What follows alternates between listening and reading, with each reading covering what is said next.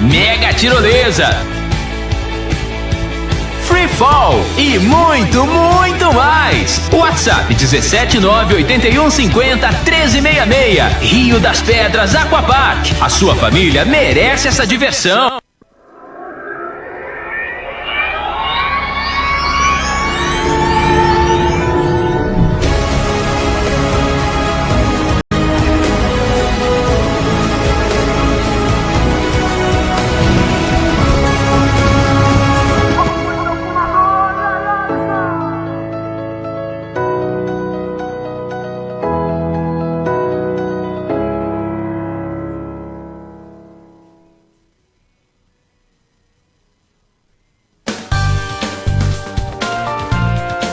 Café com Prosa, com Rafael Dutra.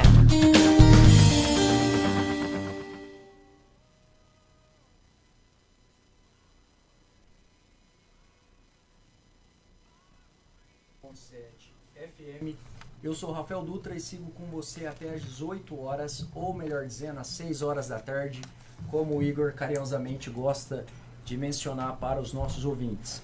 Você pode acompanhar também esse programa por todas as nossas plataformas digitais aí, Instagram, Facebook, enfim, uma infinidade de caminhos para você acompanhar esse e outros programas e também os futuros, né, Igor? É isso aí. Boa tarde, um prazer tê-lo aqui comigo mais uma vez nessa bancada. Mas antes também temos que ressaltar a presença dele, do nosso operador de som, Adilson Matos. Adilson Garcia. Adilson Garcia Matos. Eu tô com o Adilson Matos que mandou um WhatsApp para mim.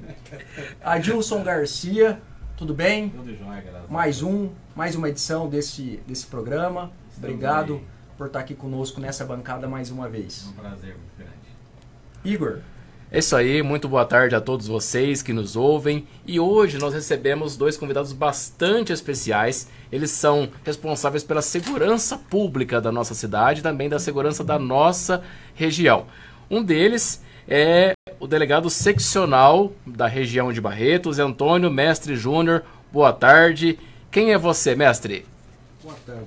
Eu sou delegado seccional da nossa região de Barretos, que compreende 11 cidades.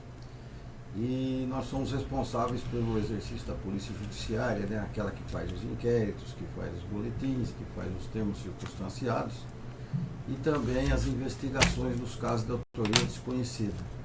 Então trabalhamos em conjunto com a Polícia Militar para tentar atender a nossa população desde a prevenção que a Polícia Militar faz quando está nas ruas, no policiamento ostensivo, até na chamada repressão, que é a feitura desses inquéritos que vão possibilitar a justiça se manifestar pela culpa ou pela inocência da pessoa. E a nossa outra convidada é a capitã Esther Silva Santos. Ela é comandante da 1ª Companhia da Polícia Militar de Barretos. Boa tarde, Esther. Quem é você?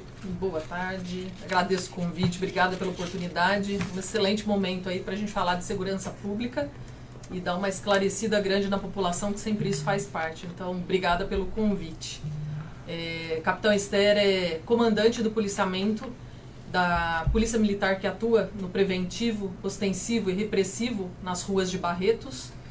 E sou barretense de coração, apaixonada por Barretos, então com bastante responsabilidade inserida no contexto aí da segurança pública, do lado do nosso mestrinho aqui, o nosso delegado seccional, que juntamente a união entre as forças aí de polícia militar e polícia civil é responsável pela segurança pública da cidade de Barretos, e o complementar aí com o pessoal do judiciário. Então, é isso daí. Legal. Bem, primeira pergunta que eu gostaria de fazer para ambos, começo pelo mestrinho, depois estendo para capitã Esther. Eu já fui vítima de fake news, e Barretos tem uma indústria de fake news que a gente presume-se que sai de uma pessoa, porque eu já fiz BO contra essa pessoa umas 2 ou 3 oportunidades. Queria saber como está sendo a atuação da Polícia Civil referente ao fake news, que se alastra muito em Barretos, principalmente para as pessoas que estão em determinados cargos públicos. Perfeitamente. Nós temos procurado adquirir o máximo possível de conhecimento e de equipamentos de tecnologia avançada para possibilitar a identificação, né, do primeiro aparelho, de onde partiu aquela versão de um fato ou um fato totalmente inventado, né, que atinge a honra, a moral, o sossego, às vezes até a segurança das pessoas. Então, hoje, a nossa divisão de crimes cibernéticos, que fica em São Paulo, atende praticamente o estado de São Paulo inteiro, além das agências locais, que é o caso da Delegacia de Investigações Gerais, o Centro de Inteligência Policial da Seccional, onde nós acessamos toda essa tecnologia em busca de identificação.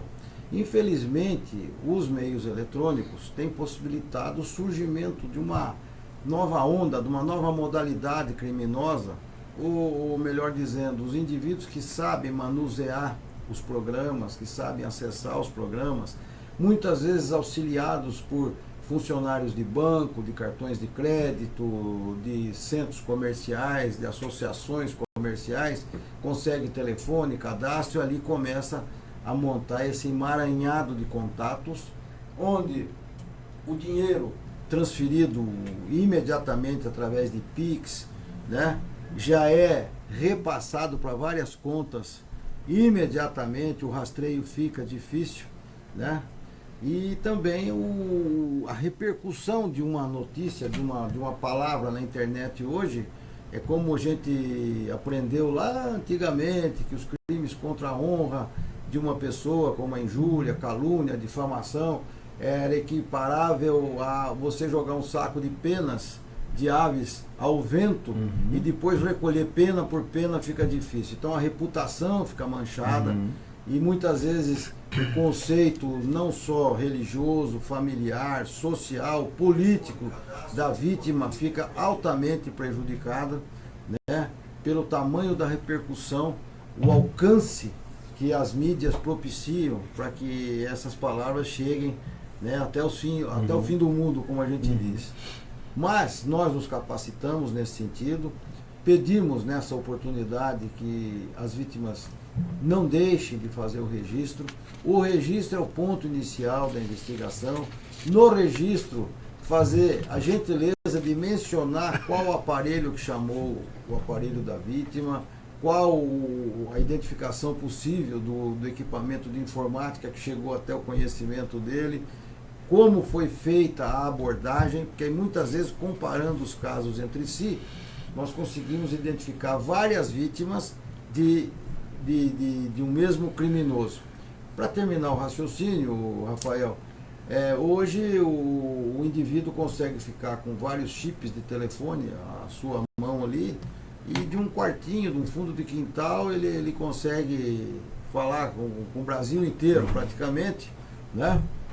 Se utilizando desse chamado chip frio, né?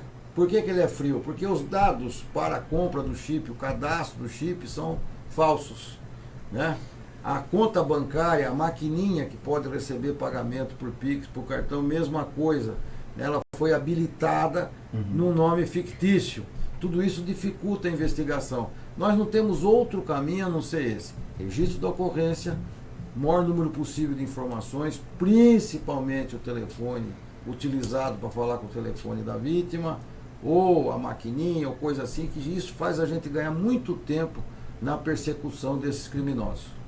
Esther, pegando um gancho nas fake news, né? Recentemente nós vivenciamos os ataques nas escolas, só que depois dos ataques vieram também as fake news, né?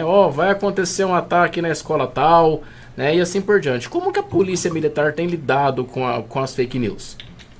As fake news são bastante complicadas mesmo, né? De atuação.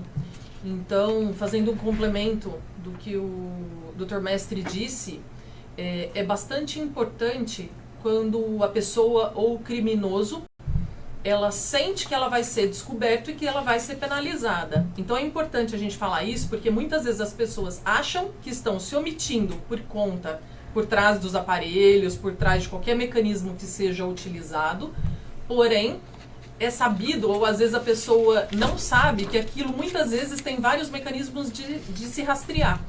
E se rastreando, chega na autoria. Então, a partir do momento que isso foi uma união de forças, porque começou numa cidade pequena lá de um outro estado, que foi para um outro estado, ou para a cidade grande, para a capital, São Paulo, isso tomou algumas proporções em várias outras, mesmo não tendo acontecendo fatos reais. Mas a partir do momento que teve uma união de forças com relação aos vários órgãos responsáveis por tudo isso, por detectar as pessoas se sentindo na responsabilidade de pegar as informações, de se demonstrar, né, de sentir a vontade, a vítima, né, de sentir a vontade em fazer o registro. Porque muitas vezes a própria pessoa se omite, ela não fica tão crédula. Então, a partir do momento que ela se encoraja e que ela procura os órgãos, também isso vai trazendo responsabilidades. E a partir do momento que tem responsabilidades e punições, isso vai desestimulando as outras pessoas a atuarem.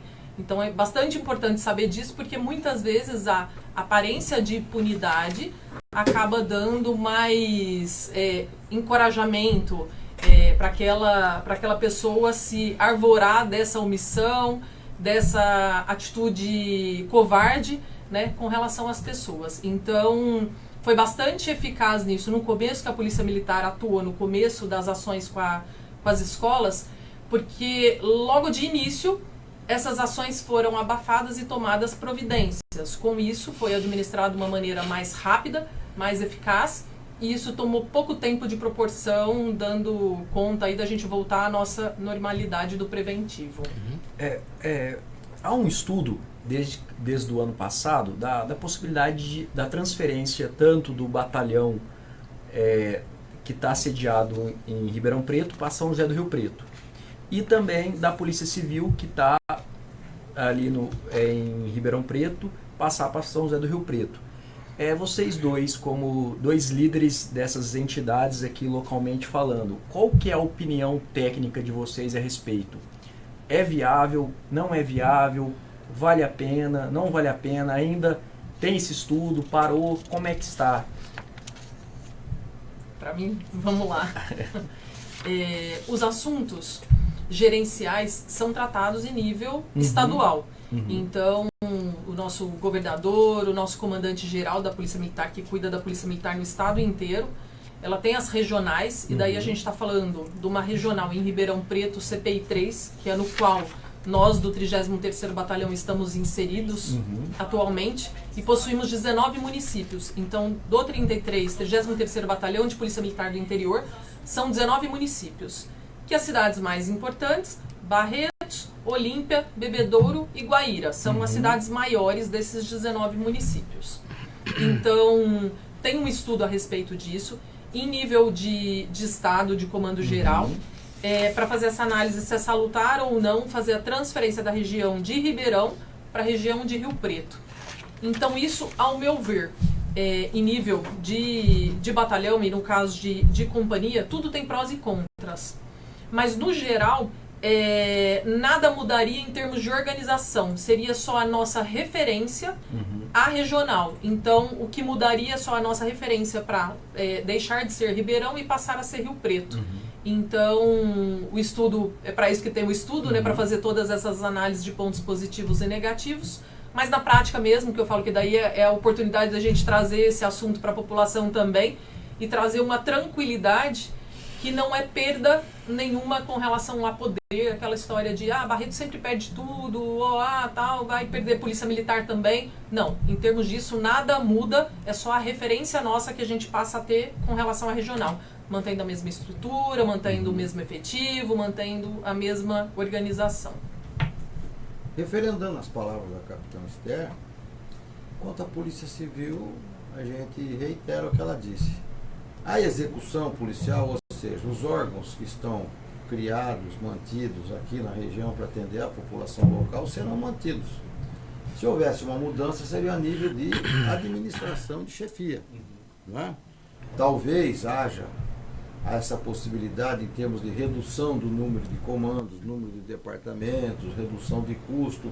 Isso é uma constante no governo que busca diminuir despesa para sobrar dinheiro para investimento. Todo governo tem a mesma vocação. Então, politicamente, o brilho de Barretos e região está consolidado há mais de 100 anos. É uma região que tem um destaque por si própria, uma história na construção do Estado de São Paulo por si própria. Não é uma região que depende da luz, do brilho de outra região para que ela possa se destacar. Ela tem brilho próprio, né? Não acredito que prospere esse tipo de estudo, mas como disse a capitão Esther, nós aqui que estamos encarregados aqui do chão da fábrica, do dia a dia, né? A gente não tem nem oportunidade de discutir o assunto, porque o nosso dia a dia dá conta das demandas diárias que se nos apresentam. Mas não acredito, viu, Rafael, que prospere essa ideia, só uma ideia, né? Tendo em vista que está em jogo o peso, o tamanho, a importância da região de Barretos. Eu fico muito feliz com o programa de hoje, viu, Igor? Quero até te agradecer, porque eu acho legal essa interação da Polícia Militar com a Polícia Civil. Como eu estava conversando aqui com o mestre fora do ar aqui nos bastidores, estou fazendo mestrado na FGV de Gestão em Políticas Públicas, e uma das matérias que eu escolhi é Segurança Pública.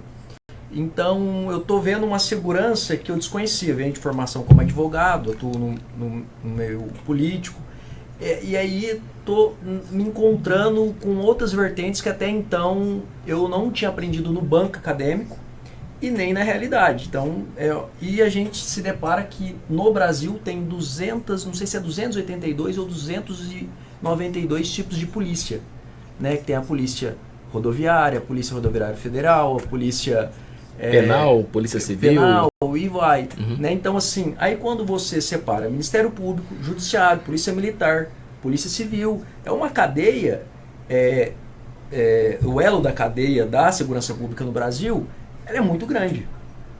E não é fácil poder organizar de norte a sul, leste a oeste. Então, quando eu vejo numa bancada de um programa a responsável pela Polícia Militar aqui na cidade de Barretos, o responsável pela Polícia Civil, a gente vê que a política pública dá para fazer dialogando, dá para fazer em parcerias, porque todos aqui nós queremos o que? A segurança da população, que não é fácil.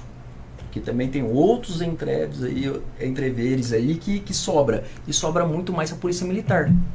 Que quando você vai na fundação da Polícia Militar, ao pé da letra, desviou da função totalmente. Briga de marido e mulher, liga para a Polícia Militar. Briga não sei o que lá, buraco na rua, Polícia Militar. Então, tá totalmente desvio da função conforme a legislação. Mas, enfim, é o que está aí hoje em dia. Então, eu fico muito feliz em tê-los aqui nessa bancada, né, Igor? É isso aí. Bom, quero falar um pouquinho eu queria fazer um complemento. Opa, Rafael. vamos lá. Vamos falar de Barretos e região. Uhum. Desde que nós chegamos aqui, nós temos buscado aprimorar o relacionamento Polícia Civil, Polícia Militar em um tripé. Amizade, confiança e companheirismo. Legal. Né? Então a gente tem a mesma função, a mesma finalidade, a mesma utilidade pública, que é gerar segurança, a sensação de segurança na população. Uhum. Então nós temos que procurar trabalhar junto o máximo que conseguimos fazer. Desde o planejamento, que é fácil, os oficiais, os delegados, até a rua propriamente dita, que são os policiais que estão na Rádio Patrulha, do Tático Móvel, os policiais que estão nas delegacias de polícia. Com todas as carências que são notórias, desnecessário a gente gastar tempo do programa aqui falando das nossas carências. O que acontece? Nós estamos juntando um pouquinho de força que nós temos e fazendo juntos. Uhum. Então é comum Barretos assistir viaturas da Polícia Militar, da Polícia Civil, fazendo uma operação em conjunto. Nós vamos juntos. A troca de informações é constante, é diária entre policiais civis e militares. Né? O que está acontecendo? Nós estamos tendo um ganho de tempo importantíssimo para que a informação chegue na ponta, seja lá na ponta, no Tático Móvel, seja aqui na DISE, na DIG, no Distrito Policial, chega rápido. E a gente se junta e tenta fazer o trabalho da melhor maneira possível. Legal. Tem dado certo. A gente, pelo menos a nível local, regional, como você falou, a nossa política de segurança pública aqui tem sido dar as mãos, dar os braços, as pernas, se abraçar e, se for preciso, morrer junto. É o que está dando certo até agora. E é onde eu aproveito o ensejo na presença da capitão Esther para, em nome da Polícia Civil, agradecer, né, a Polícia Militar o que tem feito conosco e por nós. Legal. A recíproca é verdadeira, né? O que eu falo, fazendo um complemento também, é um amadurecimento, o que eu vejo como cultural. E acredito que essa cultura aqui em Barretos, em termos de talvez, não sei se dessa maneira posso estar equivocada, mas às vezes com a imprensa auxiliando e as várias pessoas que são responsáveis por formar né, opiniões, os formadores de opinião, em falar sobre isso, então isso traz uma tranquilidade e um pertencimento também. Porque assim, quando você falou segurança pública, o assunto é imenso. Exatamente. Daí falar na origem propriamente dito, quando a gente fala em segurança primária, quando a gente vê uma iluminação pública que não está funcionando, ela afeta diretamente. Então, por mais que a Polícia Militar não fala como desvio de função, não necessariamente porque ela está lá, responsável também por olhar aquilo ou chamar a atenção dos órgãos públicos a respeito daquele fato para não deixar que o crime aconteça. Então, é totalmente complexo. Então, quando a gente vê numa união de forças também, o que aconteceu nesse período escolar também, que a gente se falou muito da responsabilidade, das funções das famílias. Então, isso é tudo um complemento. A família tem a responsabilidade, as escolas têm a responsabilidade. Nós temos a obrigação. Tudo bem que quando fala em Constituição, fala que a segurança é dever de todos. Então, todos somos né, responsáveis por isso. Mas nós estamos aqui colocando batendo de frente ao tempo todo, a todo instante, justamente para promover e treinando, e estamos o tempo todo buscando meios, fazendo as uniões, não só em operações, mas a todo tempo nas trocas de informações, com uma aproximação muito grande da sociedade que a gente se propõe a fazer a todo tempo, justamente para a gente tentar ser mais assertivo e ser mais incisivo e mais atuante com relação à nossa proposta, ou que a gente tenha como obrigação de fazer. Então é muito complexo, né? Isso aí falaria muito, né, sobre a isso. nossa realidade, né, Esther? O povo brasileiro está sofrendo tanto que não dá para a gente discutir de quem é competência a mais. O nosso povo, o cidadão mais humilde, ele tem dois caminhos. Resolva ou resolva. Ou a polícia, ou o pronto-socorro. É isso aí. Ele não tem para onde ir mais. Então deságua na polícia, desde um problema de calçamento, esgoto na rua, cachorro latindo, não deixando ninguém dormir, pancadão, até o homicídio, vem para nós. Certo? Então a delegacia de polícia passa a ser uma agência de justiça restaurativa imediata, de recomposição da ordem social, certo?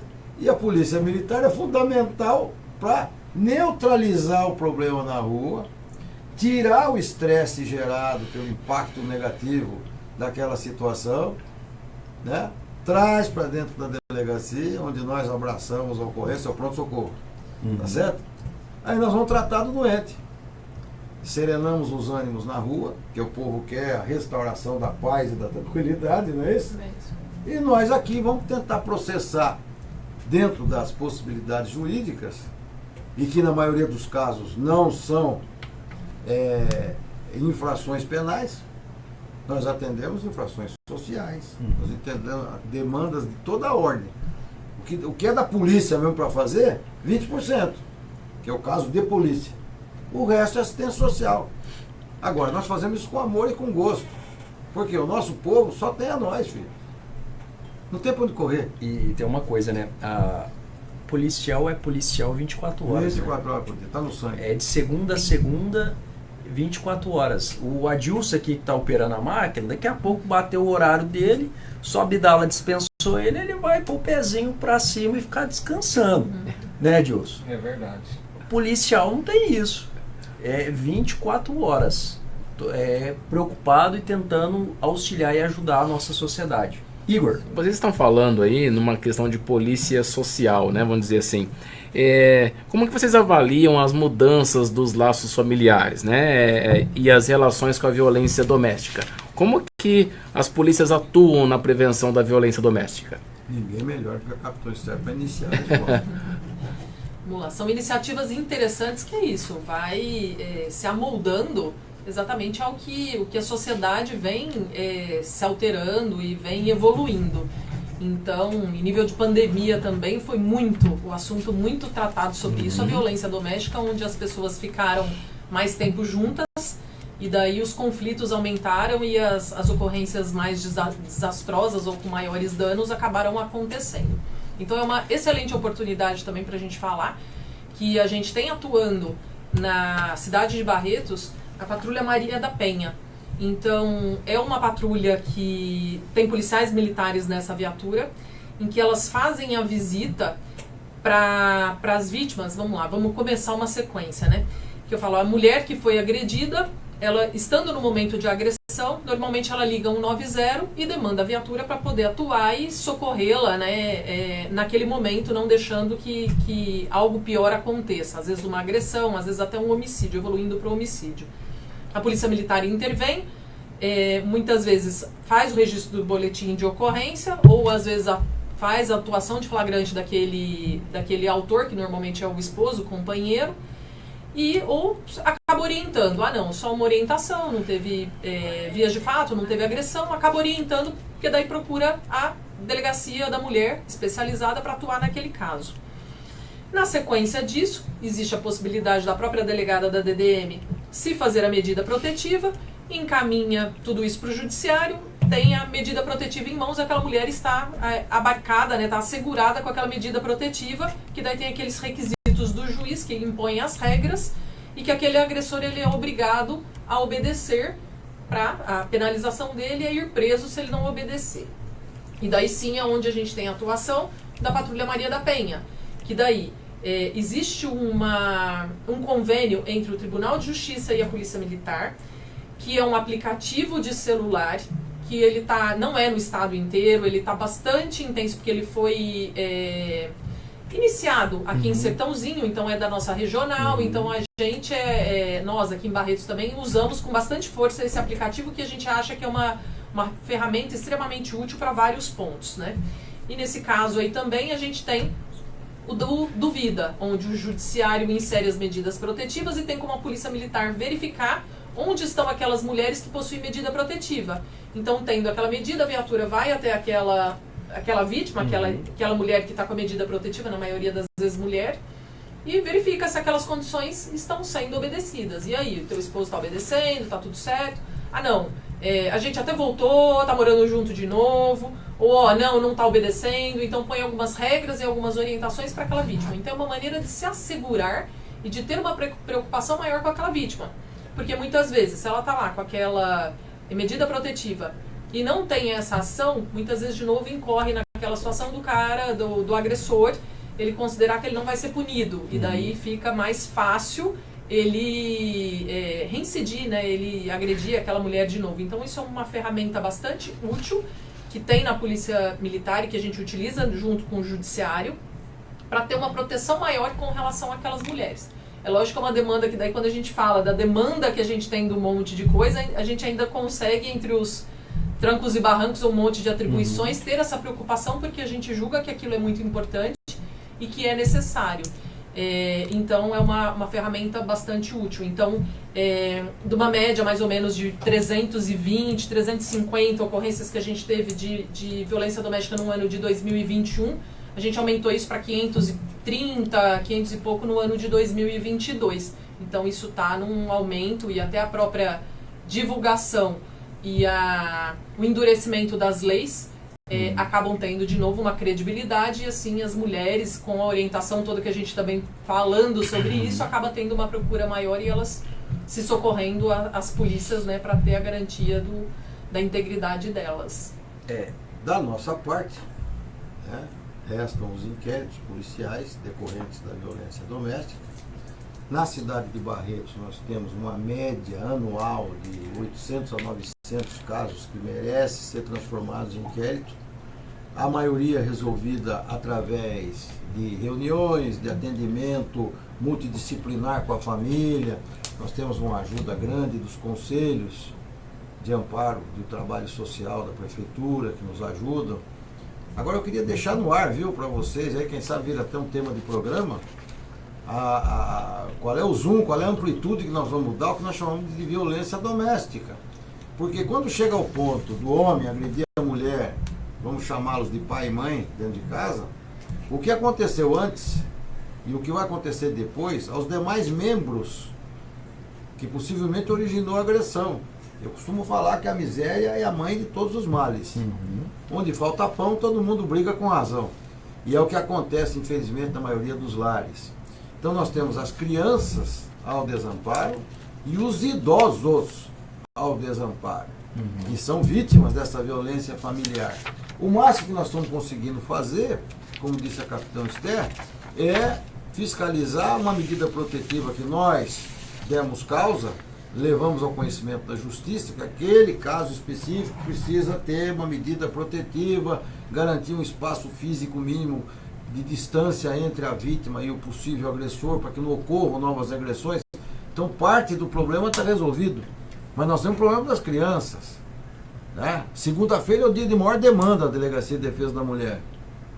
Por quê? Muitos casos de mulheres que vão lá dizer que no final de semana, na visita, o pai abusou da criança, o pai bateu na criança, o pai não cuidou da criança, visando o efeito na justiça civil da guarda do filho. Então tem uma série de coisas que, quando se trata de violência familiar, mas se nós tivéssemos menos sofrimento, mais conforto, maior bem-estar dentro das casas, pode ter certeza que o número de registros de violência doméstica seria bem reduzido. Pela característica do brasileiro, que basicamente é um povo cristão, educado para respeitar o outro como sendo um irmão seu, porque todos filhos de Deus, e a mulher, que todo mundo sabe que a humanidade existe em razão delas, sem elas não tem nação, não tem povo, não tem família, não tem como sobreviver, sem a mãe. A figura da mãe é tudo, é o equilíbrio. É isso que a gente investe, é nesse ponto que a gente tem trabalhado. E a Polícia Militar e a Polícia Civil, que também faz a fiscalização de cumprimento de medidas protetivas, nós temos conseguido assim o êxito possível pela nossa capacidade operacional. Mas nós somos a última razão. Antes de nós deveríamos ter outros órgãos de assistência social trabalhando o ambiente familiar, para ao final, não tendo outra solução, aí sim pedir intervenção policial. Infelizmente não temos. Nós temos a polícia. E a polícia tem feito o que pode. Dentro da visão tanto da civil quanto da militar, quais os maiores problemas que Barretos tem em nível de ocorrência, sim, ou de nível que precisa melhorar na visão de vocês? É muito tráfico, é muito furto, é muito roubo, latrocínio, ou como nós estamos falando aqui da violência doméstica, que a gente estende, que eu gostei, doutor, familiar, que às vezes esquece, pensa só na mulher e no homem esquece que tem o avô, a avó, a criança. Então acho que é interessante na visão de vocês que tem mais demandado ocorrências ou merece uma atenção por parte tanto das entidades que vocês representam, como também do ouvinte que está ouvindo também, dele também se policiar, falou, opa, é verdade, olha aquilo. Porque o veículo de comunicação, seja a imprensa escrita, falada, televisionada, como aqui a gente está ao vivo e também pelas plataformas digitais, serve para quê? Para alertar também e passar o recado também, né?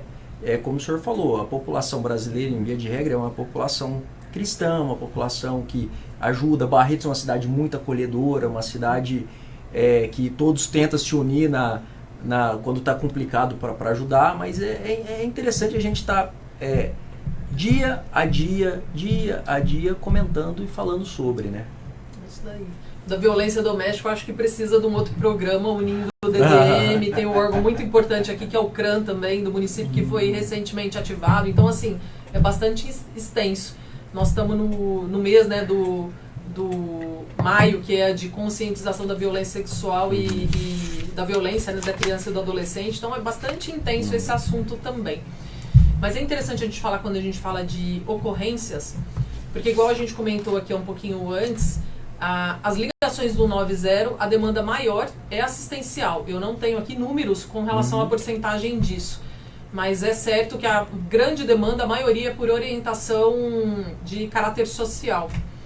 E a maioria das ocorrências que a gente acaba atendendo, elas são muito ligadas à perturbação do sossego e às desinteligências, que a gente chama, que é os desentendimentos entre vizinhos, entre parentes. Então é bastante importante a gente falar que o policial militar, que é designado para atuar numa ocorrência dessa de uma perturbação de sossego é o mesmo que é o que está treinado, é o que está condicionado, qualificado, está atuando numa ocorrência de roubo a banco, por exemplo. Então, quando a gente demanda o policial militar para deslocar para um atendimento de ocorrência de uma perturbação de sossego, por exemplo, um som alto, uma queixa de som alto entre vizinhos, a gente está tirando a viatura do patrulhamento ostensivo, preventivo, evitando às vezes que ocorra algum tipo de crime, para atender ou resolver aquela coisa que a pessoa não teve a inteligência de se resolver, né? Que é o que a gente chama de desinteligência mesmo. É porque teve um conflito lá entre ideias e o policial militar, muitas vezes ele vai ser o mediador, que vai estar lá... Vai ser o juiz de paz. Exato, que vai estar conversando e falar, não, tal, acerta aqui, daí acerta, tal, e não evolui isso daí, né? Nesse caso, a maioria das vezes, a simples orientação do policial militar, ela já é de bom tamanho. Então, até com relação a isso, a gente tenta achar, né, vários outros mecanismos para usar menos a polícia com relação a isso. E normalmente, voltando, quando a gente fala em ações de punição, é onde a gente vê os resultados melhores. E recentemente, daí eu falo propiciando que a polícia militar atue de forma delegada, na atividade delegada, numa atuação de fiscais de postura do município, foi possível o policial militar ter um talonário de multa e aplicar uma multa nessas pessoas, né, que fazem ou que estão lá em desacordo por conta da perturbação de sossego com o som alto. Então o policial militar muitas vezes chegou lá, vai orientar, tudo bem, está orientado, está tudo certo. Mas tem aquele teimoso que não obedece muito ou que questiona. Sendo questionado, daí tem o auto de infração, que chega no valor de R$ 1.500, uma primeira multa. A segunda multa acaba sendo o valor dobrado, então R$ 3.000. Então acaba ficando pesado e a gente tem uma diminuição quando tem a conscientização da população, que se ela agir dessa maneira e tiver que o policial militar ir lá, ele vai fazer a autuação. Então, assim, um problema que constantemente que não tem como a gente muitas vezes acertar isso ou falar sobre isso, né, doutor? Daí o senhor vai corroborar comigo.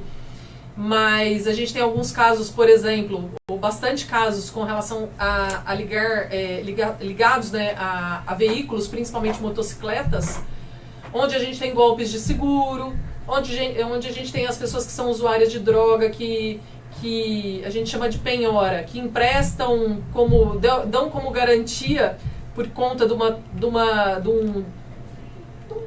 droga mesmo, enfim, de uma pedra, de um papelote de cocaína, enfim.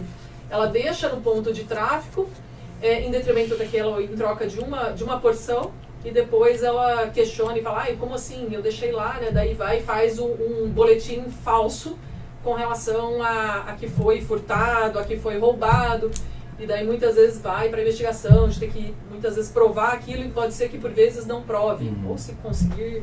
Bem, mas a gente vê esses burlar, né, com relação às ocorrências. Então, ocorrências falsas. Então, que é difícil da gente poder chegar nisso e ter a responsabilização dessas pessoas. Então é isso, mecanismos em que as pessoas acabam fazendo mau uso da documentação. Perde documento, fala que foi roubada e faz o registro. Então, assim, Então seria essa conscientização, porque a polícia ela atua com o hotspot, que a gente chama, que é a incidência criminal de acordo com as estatísticas. Então, se a gente olhar a estatística e ver que está daquela maneira, a gente vai acreditar que aquele problema está tendo, e o meu foco de direcionamento da polícia vai ser lá. Isso acaba atrapalhando, de uma certa forma, gerencial. É amplo também, né? A gente fala muito rápido, né? Mas... Doutor? Eu complementaria, polícia capitão, no seguinte sentido. Você me perguntou das modalidades criminosas que mais preocupam a cidade e o entorno de Barretos, né? O problema número 1, é o que nós combinamos, o comando da Polícia Militar e a seccional, elegemos o combate ao narcotráfico como prioridade. Batendo no narcotráfico, a gente automaticamente reduz furto, homicídio, roubo, lesão corporal dolosa, né? E, infelizmente, nós fazemos parte do planeta Terra. E no mundo inteiro, o problema do tráfico de drogas e o consumo, o problema não é o tráfico, é o consumo de drogas, vem crescendo. Vem crescendo vertiginosamente. Por quê? Desesperança. Só tem comportamento socialmente correto, digno, quem tem esperança de um amanhã melhor. Se a pessoa chega à conclusão de que nada lhe resta, que não vai ter melhora na vida dela, ela vai se entregar a algum tipo de vício. O primeiro é a vagabundagem, não querer trabalhar, é o desalento que vem vindo. O segundo, o abandono dos estudos, de qualquer aperfeiçoamento. O terceiro, o abandono da família, porque a família é sempre o não, né? Então, vou fazer longe de casa, o abandono da família, e assim sucessivamente. É o que vem ocorrendo. Então, Barretos hoje, ela é um desafio para a Polícia Militar, para a Polícia Civil, porque nós temos uma média de 4 prisões em flagrante a cada 24 horas por tráfico de entorpecentes. A quantidade de entorpecentes que nós temos apreendido nos flagrantes feitos, né, é uma quantidade significativa se você fizer a proporção número de habitantes, quantidade de droga. Não dá para você falar que numa cidade como a nossa, conservadora, uma cidade que nós sabemos o nome do avô, da avó, do tio, de onde o sujeito vem, a casa que ele morava quando nasceu. Então, isso tudo são fatores inibidores da criminalidade. Né? O anonimato incentiva. E o fato de ser muito conhecido inibe quem está com vontade de ir para o caminho errado. Não é isso? Medo de ser rejeitado pela sociedade dele, pela comunidade dele. Mesmo assim está acontecendo. Mesmo assim, a gente está vendo a miséria crescente no país inteiro. E isso é o caldeirão para ferver todo tipo de criminalidade. Então, o que acontece? Nós tivemos aí, nos últimos 4 meses, você me perguntou, né? Número de veículos furtados e roubados, né? 75% deles foram recuperados, foram encontrados. Parabéns.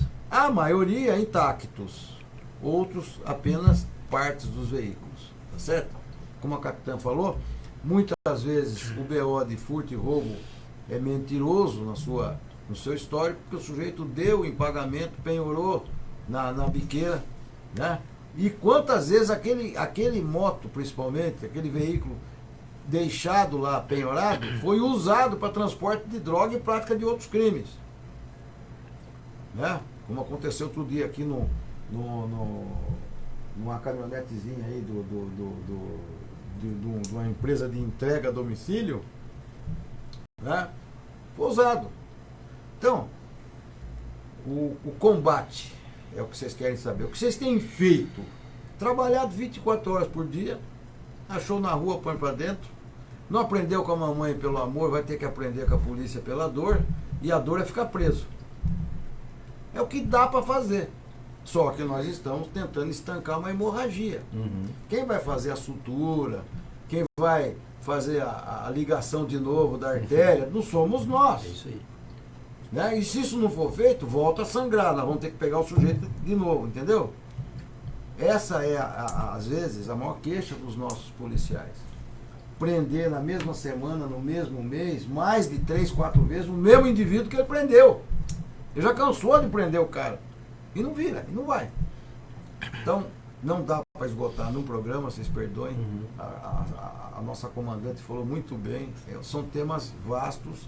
A gente tentou responder da melhor maneira possível as perguntas. Eu até vou trazer aqui, eu estive visitando há 2 semanas atrás a antiga fábrica de trem Sorocabana. Lá em Sorocaba é uma área de 200 mil metros quadrados e o governo Tarcísio está fazendo um estudo de viabilidade para reativar aquela linha, como ele já lançou agora São Paulo a Campinas, e depois a ideia é fazer Sorocaba, São José dos Campos, Santos. A ideia é fazer reativar ela. E a gente fez uma visita técnica lá e assim, o que tem de patrimônio lá é uma coisa inestimável, é muito patrimônio que tem lá. E conversando com a empresa que faz a segurança, o cara falou assim, olha, eu já cansei de prender os caras aqui, chamar a polícia leva, passa 2 dias e estão aqui de volta. Ele falou assim, eu já estou cansado. Ele falou assim, eu prendo os mesmos. E eles estão roubando as coisas aqui, trilho, que seja, para vender, para poder consumir.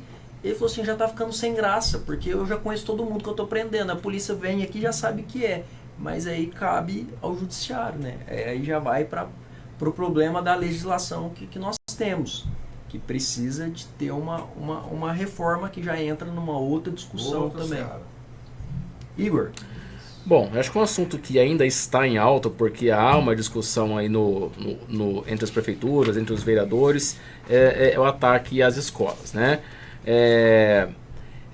O que as polícias têm conversado com os prefeitos e com os gestores de escola para poder prevenir futuros ataques? Porque assim, Educação. no geral, Por aí já. né, no geral, houve vários projetos de lei nas câmaras municipais em termos de colocar vigilantes nas escolas, esses vigilantes poderiam estar armados ou não. Aí veio o pessoal da Ronda Municipal com um projeto de dar armas de fogo para eles protegerem as escolas, mas no geral, vocês conversaram com os prefeitos, com os gestores de escolas, o que vocês chegaram à conclusão disso tudo, em termos de prevenção futura?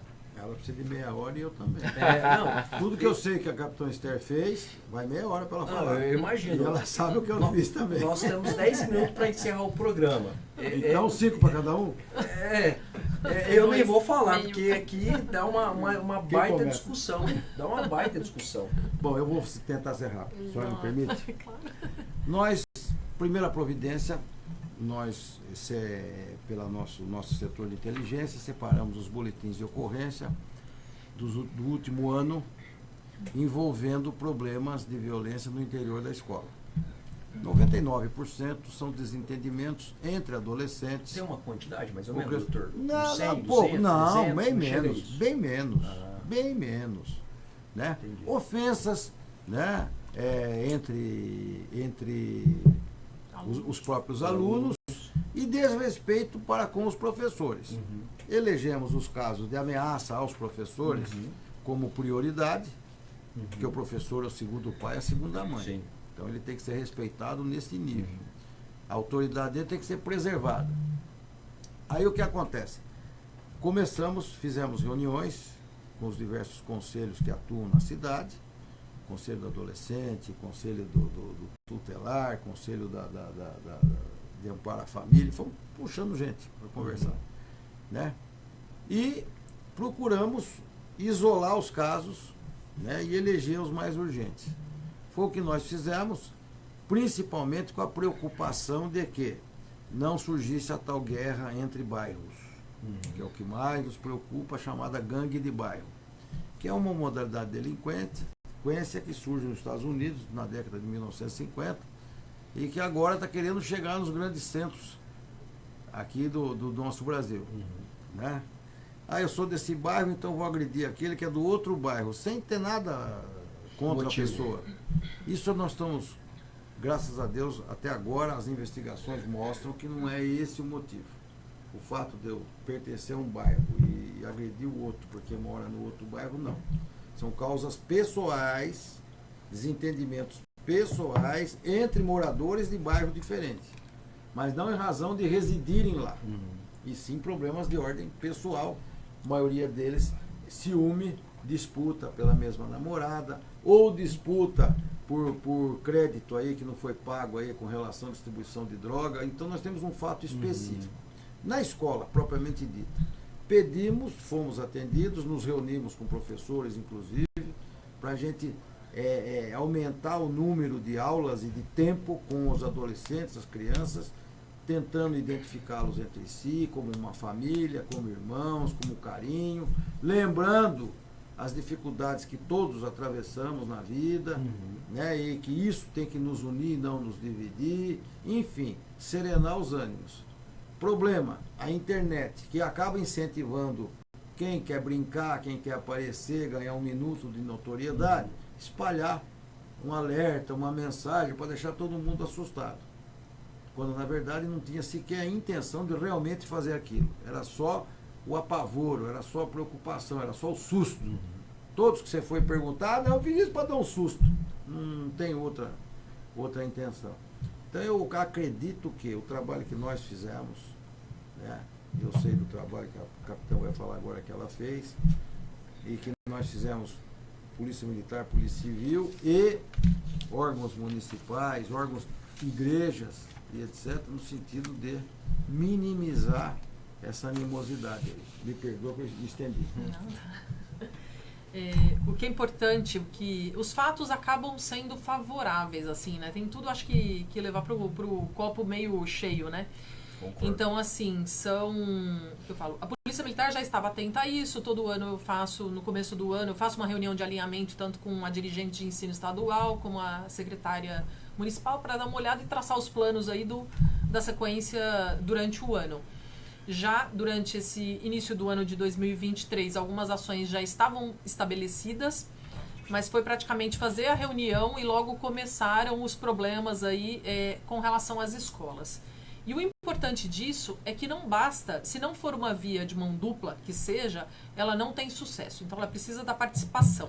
E ao meu ver, a parte positiva nisso é que as pessoas sofrendo isso, o pessoal da escola, as famílias sofrendo isso na escola, elas entenderam, ou começou uma cultura também, de entender que muitas coisas não são só administrativas, elas passam a ser de polícia. Porque às vezes muitas coisas aconteciam nas escolas e eles lidavam com os problemas como se fosse âmbito administrativo e não era de polícia. Então, por exemplo, acontece o tráfico de entorpecente na escola, todo mundo decide permanecer quieto, omitir e não trazer isso para a polícia militar. Então, com esses fatos, acabou tendo um estreitamento maior e daí uma atuação maior com relação aos problemas que acontecem nas escolas. Só uma pergunta, às vezes eles não levavam o conhecimento da polícia por desconhecimento ou por medo? O que vocês constatou, assim, o que vocês acham? Pode ser por medo, pode ser porque a cabeça não entende e achava que eles eram responsáveis por sanar isso e muitas vezes faz uma orientação pro pai, teu menino foi pego com tal droga, mas droga é crime. E às vezes até com medo da polícia, tanto a militar quanto a civil, não encampar eles e dar um retaguarda. Não. Acho Será que é não? O capitão falou. Porque muitas vezes eles se sentem aliviados quando a gente atua. Então é mesmo aquela cultura, é igual a gente fala quando a gente fala em educação.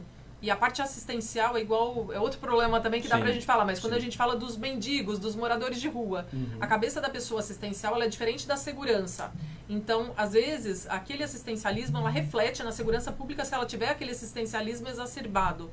A mesma coisa, quando aquela proteção do aluno ela for exagerada e ela não tiver o limite que é muito tênue nessa parte administrativa e de polícia, ela acaba aumentando aquele problema e, de novo, sentindo a sensação que pode tudo porque a punição não é suficiente. Não entende que a cabeça daquela pessoa é um criminoso. E a cabeça do criminoso ela é pesada, ela é grave. Às vezes, quem está lidando com isso não entende tão perversa que é aquilo, entendeu? É só mais quem lidar com isso. E o medo, Então, né, do que pode acontecer. do que pode acontecer, eu com denunciei, certeza. A polícia vai tomar atitude, que é obrigada a tomar Isso. atitude, a justiça vai se manifestar e depois eu vou ficar com o cara aqui dentro da escola, como é que eu fico com ele, com a família dele, dizendo que eu denunciei, que eu provoquei uma ação rigorosa da polícia Contra ele. isso. Tem esse lado também que tem que ser pensado. Os nossos professores precisam sim de amparo, de apoio, é o que a Polícia Militar, a Polícia Civil faz. Para nós, o professor recebe todo o amparo, todo o carinho, nós temos por eles o maior carinho, porque sabemos o que é lidar com uma comunidade carente, com uma adolescência revoltada como está, sozinha, aquela professorinha de 1,50 m, aqueles molecão de 1,80 m, ameaçando diretamente. Minha mãe é às vezes. professora, eu sei que não Então eles precisam não todo o fácil. amparo. Exato. E a gente tem que respeitar essa autonomia pedagógica deles dentro da escola, de resolver do jeitinho deles, porque eles vão ter que administrar aquela massa por vários anos. Né? Para nós é só avisar, a Polícia Militar vai lá, passa a mão no cara, ou a Polícia Civil vai, prende o sujeito, traz. Nós resolvemos rapidinho. Mas quem vai ficar com as consequências, o resto do que aconteceu na escola são eles. Por isso que a gente respeita muito a autonomia deles. E serviu para muita coisa evoluir, porque o criminoso gosta de facilidade. Então, conforme enxerga-se aquilo e vai colocando as dificuldades, aquilo vai inibindo que alguns fatos que poderiam acontecer vão ser desestimulados. Então, mais ou menos isso, assim, sendo bem breve. Estamos caminhando para o encerramento do nosso programa, né, Igor? No quesito dos moradores de estação de rua, quando eu fui vereador, fiz um projeto para ressocializá-los nas empresas que vierem ganhar licitação no executivo. Então, tinha uma cota, Eles tinham que ter uma qualificação, passava por um crivo e a empresa, o departamento encaixava ele nas empresas que ganhavam a licitação num percentual, mas infelizmente o projeto foi revogado. Porque é aquela coisa que nós estamos falando fora do ar, doutor, não dá para fazer só assistencialismo. A sociedade está como é que está em alguns aspectos, daria uma discussão aqui, não de um programa, mas de vários, é porque é muito assistencialismo. E não dá, nós temos uma sociedade nem que ninguém quer fazer nada. E aí a gente pega a geração do Mestrinho, a geração da Capitã, a geração do Adilson, foi a geração que fomentou e trabalhou para entregar o que a minha geração está vivendo, que a geração do Igor também está vivendo. E se a nossa geração não entregar algo, como que a outra geração vai viver? Então, a gente começa a ficar muito preocupado com o futuro da humanidade, vamos assim dizer, até porque nós também temos princípios que a gente não conseguia até 2030, que aí entra princípios climáticos, da ordem de desenvolvimento sustentável, outras coisas, que vai começar a afetar a existência da humanidade. E para finalizar, quando teve o desastre de Mariana, os índices de violência doméstica, depois do desastre, teve uma pesquisa da FGV, que o índice de violência doméstica lá naquela região triplicou. Então, é um desastre, porque eles foram pedir indenização para as mulheres na ação e precisava de um embasamento técnico. Falou, não, está tendo violência doméstica sim, correlacionada a isso. Então, é aquela coisa que eu falo muito. Quando uma borboleta bate asa, algo acontece. Não dá para falar que não acontece. Nós estamos todos interligados. Por isso que é muito oportuno essa interligação Polícia Militar, Polícia Civil, sociedade, programa de rádio, imprensa escrita e falada, para levar informação, trazer informação, para poder amenizar o caos da sociedade. Mas eu sempre vejo o copo meio cheio, nunca meio vazio. Bem, pessoal, gostaria de agradecer a participação. Fica aqui a oportunidade, doutor, para o senhor falar, agradecer a população de Barretos, mandar a sua última mensagem e depois para a Capitã Esther também. Eu agradeço o convite em nome da Polícia Civil. O nosso trabalho necessariamente tem que ser discreto, silencioso, e os resultados aparecem naturalmente. Lembrando a todos o seguinte, ou nós nos fortalecemos enquanto família, ou qualquer solução será muito rápida, muito sem efeito rápido, passageiro, mas solução contínua só através do amor, do convívio, da fraternidade e da esperança. Capitã? É uma oportunidade de acabar também, né, pedindo para a população para utilizarem o 190 nos casos de emergência. Então, que existem os outros canais que são para não casos, né, de emergência, que, por exemplo, é o caso do 181, onde tem o Disque Denúncia, onde pode passar outros crimes, outros acontecimentos, e colaborar com a Polícia Militar utilizando o 190 só para os casos de emergência, para a gente conseguir ter um tempo maior para ir com relação aos crimes aí que importa, e a gente tentar fazer o nosso preventivo aí com bastante êxito. Mas a população é bastante parceira, acredita bastante, então isso é muito bom, porque quando a gente tem esse retorno aí, de novo, a gente consegue unir um pouco mais as informações e conseguir trabalhar de uma maneira mais eficiente. Então, é isso daí. Obrigado, capitã, pela presença. Obrigado, doutor. Bem, pessoal, eu aguardo você aqui pela Rádio Jornal 88.7 FM na próxima segunda-feira, das 5 às 6 horas da tarde. Obrigado, Igor. Obrigado, Adilson. E tchau.